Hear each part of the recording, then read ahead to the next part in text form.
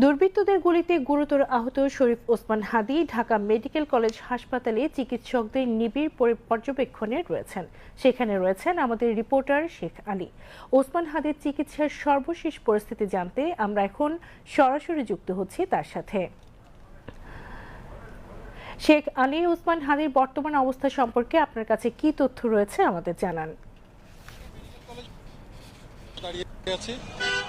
এখানে জুমা নামাজের পর ঢাকা জাতীয় সংসদ নির্বাচনের ত্রয়োদশ জাতীয় সংসদ যে মনোনয়ন প্রত্যাশী ইনকলাব মঞ্চের মুখপাত্র ওসমান হাদী গুলিবিদ্ধ হন।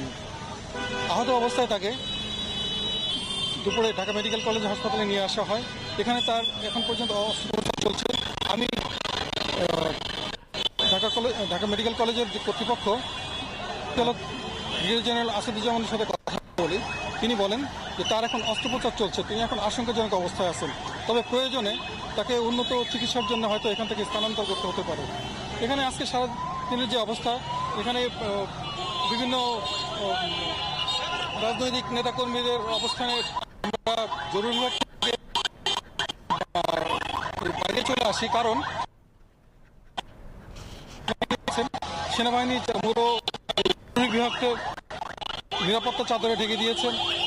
সেখানে অন্যান্য জামায়াতে ইসলাম, বিএনপি, এনসিপির নেতাখানে এসে তার শরীরের খোঁজ খবর নিয়েছেন এবং এখনও তার অবস্থা যে আশঙ্কাজনক সেই বিষয়ে আরও যে নতুন কোনো খবর থাকলে আমরা আশা করব। ধন্যবাদ শেখ আলী। দর্শক, এতক্ষণ ঢাকা মেডিকেল কলেজের সামনে থেকে সরাসরি যুক্ত ছিলেন আমাদের রিপোর্টার শেখ আলী।